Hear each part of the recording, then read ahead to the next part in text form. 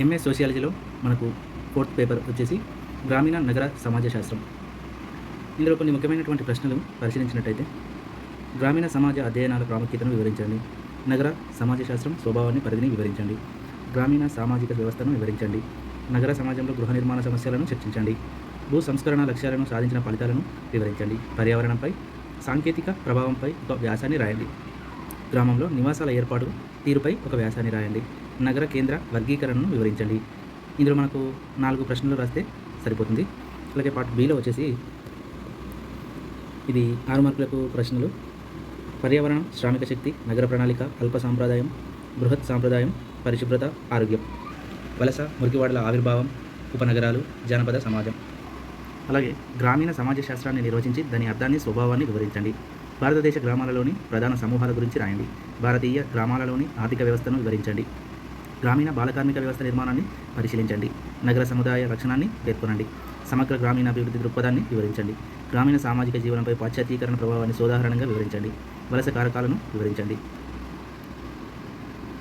గ్రామ నగర సతత్వాన్ని వివరించండి. కుటుంబ విధులు, ఆంధ్రప్రదేశ్లో కౌలు చట్టంపై వ్యాసం రాయండి. గ్రామీణ ఆరోగ్య సంరక్షణ విధానంలో ఘన విజయాన్ని తెలపండి. లౌకికీకరణ నిర్వచనాన్ని, అర్థాన్ని తెలిపి లౌకికీకరణ ప్రక్రియను వివరించండి. భారతదేశంలో భూ కమతాలు, వ్యవసాయ సామాజిక వ్యవస్థపై అధ్యయనం జరపవలసిన ఆవశ్యకతను వివరించండి. గ్రామీణ బాలకార్మిక సమస్యను పరిష్కరించే చర్యలను పేర్కొనండి. స్వచ్ఛంద సంస్థ అనే పదం అర్థమేమిటి? గ్రామీణాభివృద్ధితో స్వచ్ఛంద సంస్థ పాత్రను గురించి క్లుప్తంగా వివరించండి. ఉపనగరం అంటే ఏమిటో నిర్వచించి ఉపనగరాలు పుట్టుక లక్షణాలను వివరింపము. శబ్ద కాలుష్య ప్రభావాన్ని ఉదాహరణలతో వివరించండి. సాధారణ శాస్త్రంలో గ్రామీణ శాస్త్రం ఒక ప్రత్యేక విభాగం అనే విషయాన్ని చర్చించండి. భారతదేశంలోని వివిధ రకాల గ్రామాలను వివరించండి. పంచాయతీరాజ్ నిర్మితిని వివరించండి. వివిధ గ్రామీణాభివృద్ధి కార్యక్రమాలపై వైఫల్యాలకు గల కారణాన్ని తెలపండి. సాంప్రదాయ సమాజ శాస్త్ర సిద్ధాంతం గురించి వివరించండి. అభివృద్ధి చెందుతున్న దేశాలలో నగరీకరణను వివరించండి. గ్రామీణ మరియు నగర సముదాయాల మధ్య గల భేదాలను వివరించండి. నగర ప్రణాళిక ఆవశ్యకత ఏమిటి? గ్రామీణ సమాజ శాస్త్ర చారిత్రక అభివృద్ధిని గురించి క్లుప్తంగా వివరించండి. యజమాని వ్యవస్థలో వచ్చిన మార్పులు, గ్రామీణ శ్రమశక్తి పరిష్కారానికి ప్రభుత్వం ప్రవేశపెట్టిన ఉపాధి పథకాల పాత్రను వివరించండి. గ్రామీణ ఆరోగ్య సంరక్షణ విధానంలో ప్రధాన వైఫల్యాలను తెలపండి. గ్రామీణ జీవితాలలో లౌకికీకరణ పాత్రను పరిశీలించండి. క్లూయివర్త్ ప్రతిపాదించిన సిద్ధాంతం గురించి వ్రాయండి.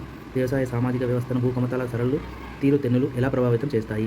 నీటిపారుదల నిర్వహణలో రైతుల భాగస్వామ్యం ఆవశ్యకతను గురించి చర్చించండి. అభివృద్ధి చెందుతున్న దేశాల మధ్య పోలికలు, తేడాలను వివరించండి. వాయు కాలుష్యం మూలకాలను గురించి వివరించండి.